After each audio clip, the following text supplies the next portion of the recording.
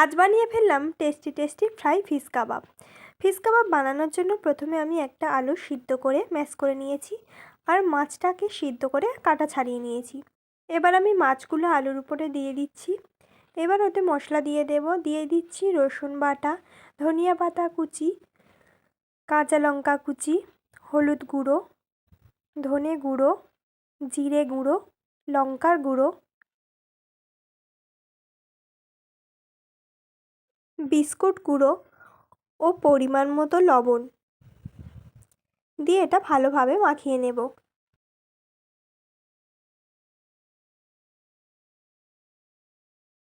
এটা মাখা হয়ে গেছে। এবার এর থেকে হাতে অল্প অল্প করে নিয়ে এইভাবে ঘুরিয়ে ঘুরিয়ে একটু লম্বা আকারে করে নেব।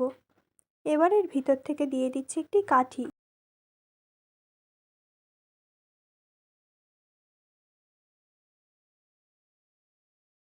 এভাবেই আমি শিক কাবাবের আকারে করে নিচ্ছি।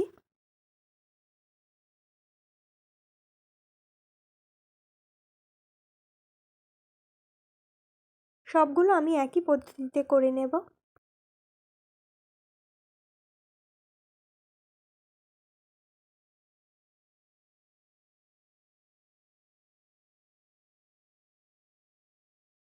আমার সবগুলো করা হয়ে গেছে। এবার আমি কড়াইতে দিয়ে দিচ্ছি তেল। তেলটা গরম হয়ে গেছে। এবার তেলের উপরে আমি এগুলো একটি একটি করে দিয়ে দিচ্ছি।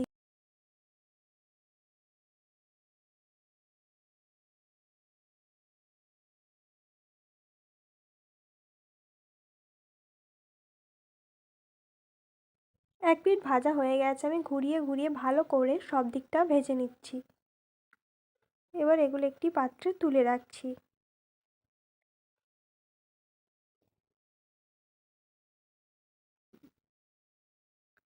তাহলে তৈরি আমাদের আজকের রেসিপি ফ্রাই ফিশ কাবাব। আপনাদের এই রেসিপিটা কেমন লাগলো অবশ্যই কমেন্টে জানাবেন।